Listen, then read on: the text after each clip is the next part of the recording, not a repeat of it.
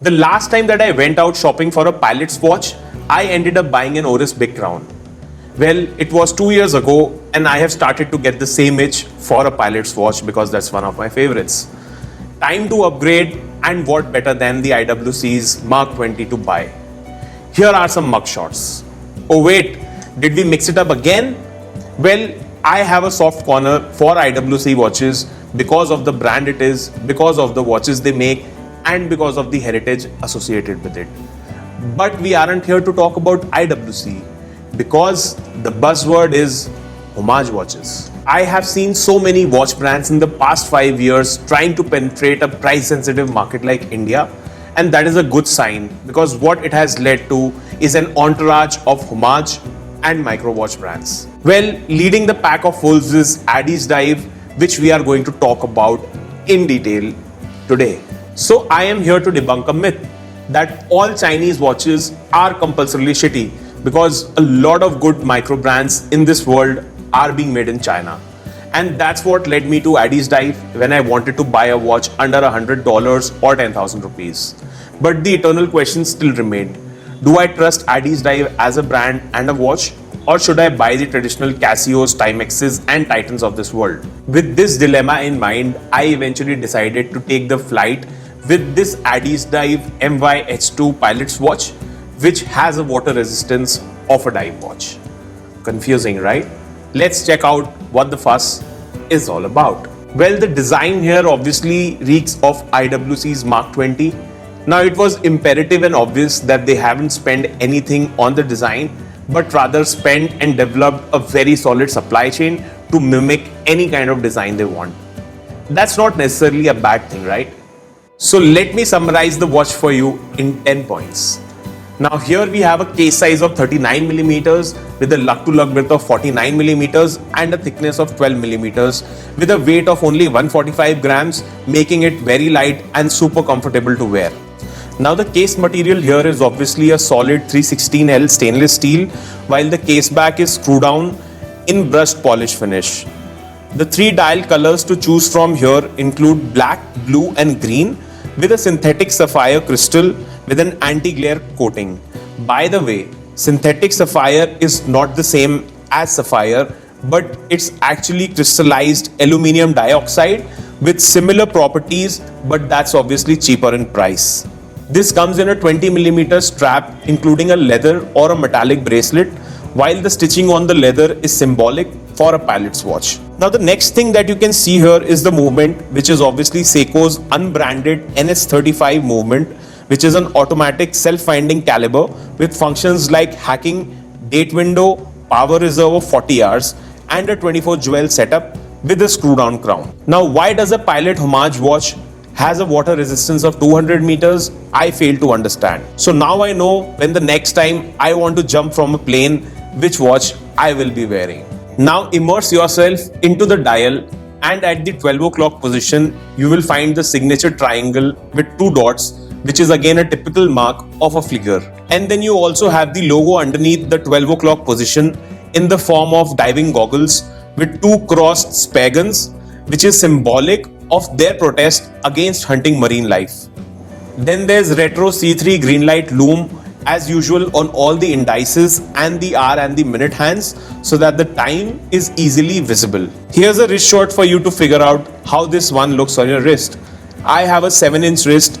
You can see this fits in perfectly well. Not too large a watch, and 40mm dials are a sweet spot these days considering the trends that are happening all around the globe. Now this one costs 7,000 rupees in retail, well under $100 if ordered from their website directly. Customs and other costs may vary as per the region you are in. Now the first thing that I actually noticed is the kick-ass packaging in the form of a small black suitcase with a passport instruction manual and a warranty card. Well, that's unique. First things first, packaging is the king, and that's what they've done right. What else would you do with the 7K that I'd now say are well spent? Well, this is a very busy space, especially because of the affordability factor, and there are a lot of brands fighting for the spot. The problem is it takes some amount of grit to order these watches because they are simply not available in India directly. The process of ordering them is very simple. Go to the company's website, place the order, have some money in your bank account so you can pay the customs later on, wait for 20 to 25 days, and I'm sure you'll receive the watch safely at your home.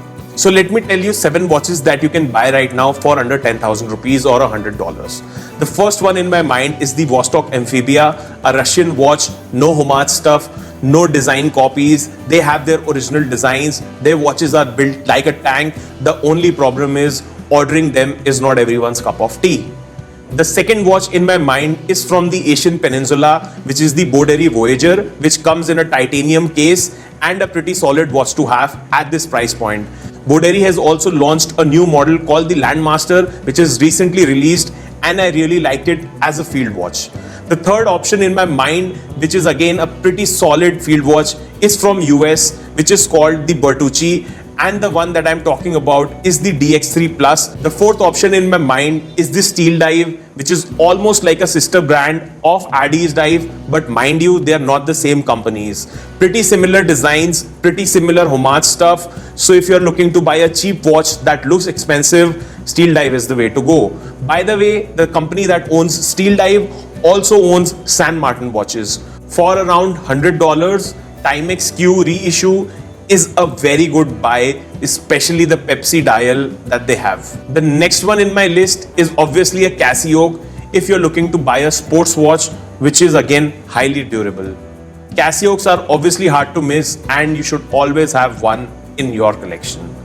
The last option in my mind is the HMT Kohinoor, which have been making rounds throughout the internet for the past couple of years. I don't know what the buzz is, why people are behind this watch, but this is the one to go for if you are bitten by the HMT bug. Well, these are the watches that I would want you to buy without ever mentioning any of the crappy fashion brands that exist in this price range, which a lot of us are buying left, right, and center. The eternal fight here is about the perceived quality, which I think in this case is here, versus the flat design copies that these brands do, which kind of takes a little bit away from them. I mean, with this kind of setup, I would have liked an original design rather than the usual homage stuff, which these brands are very good at.